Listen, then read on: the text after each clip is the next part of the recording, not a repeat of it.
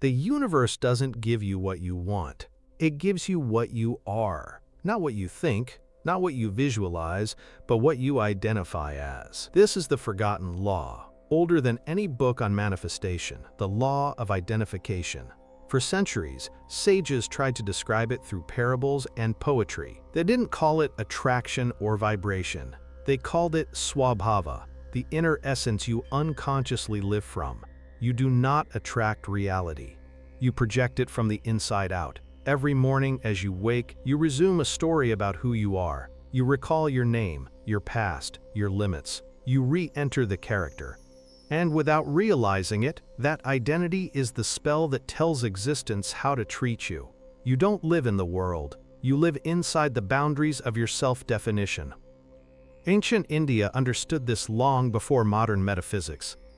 In the Yoga Vasistha, the sage Vasistha tells Lord Rama the story of Queen Leela, a woman who loved deeply, lost painfully, and then discovered the hidden machinery of reality.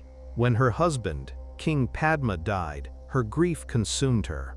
Everything that once felt eternal turned fragile overnight. And from that sorrow came the question every seeker eventually asks, what am I if everything I love can disappear? In her mourning, the goddess Saraswati appeared, not to comfort her, but to awaken her. She touched Leela's forehead and said, look beyond the body. And in an instant, Leela's awareness left her physical form. She traveled through realms unseen by human eyes, worlds as solid to their inhabitants as this one is to us. In one of those realities, she found her husband alive again, ruling another kingdom under a different name. The experience shattered her logic, but expanded her sight.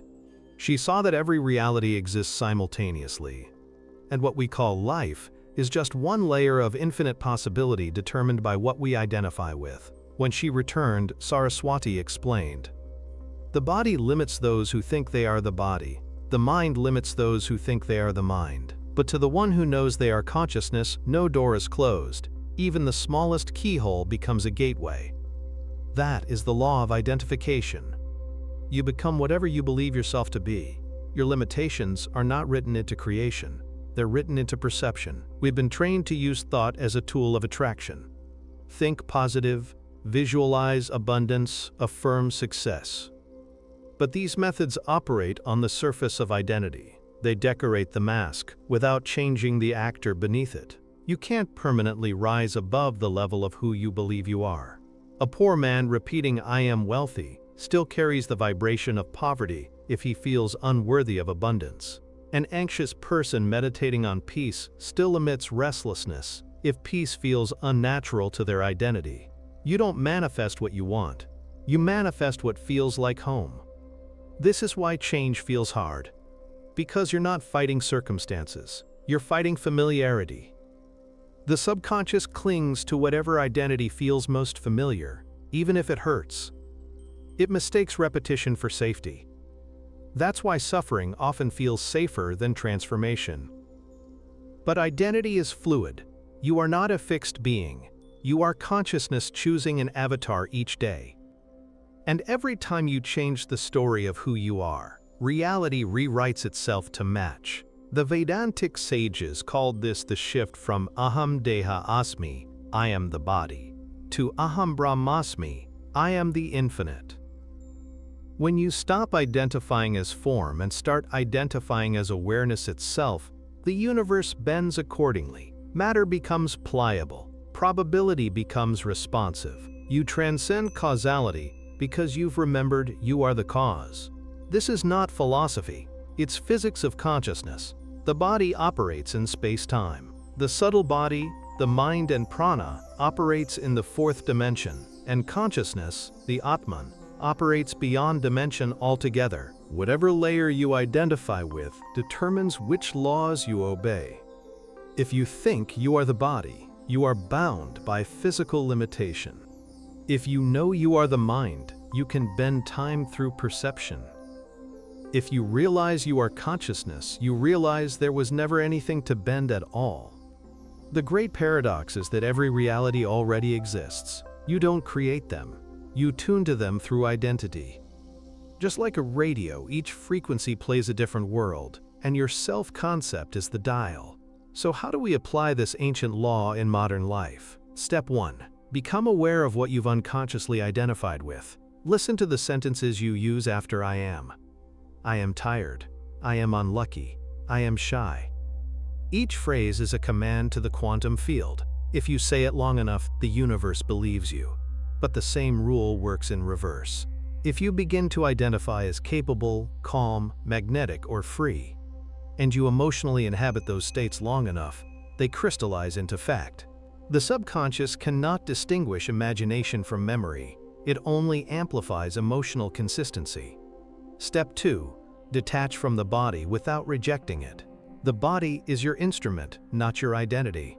Observe sensations as waves moving through awareness.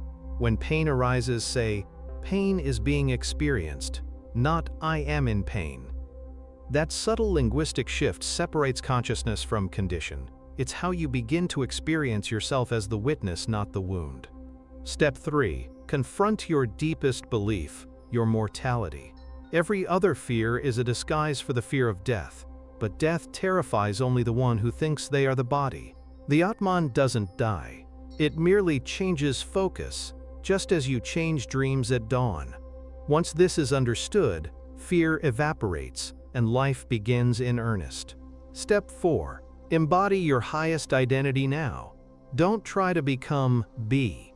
The moment you act from the energy of the desired self, the bridge of events forms instantly.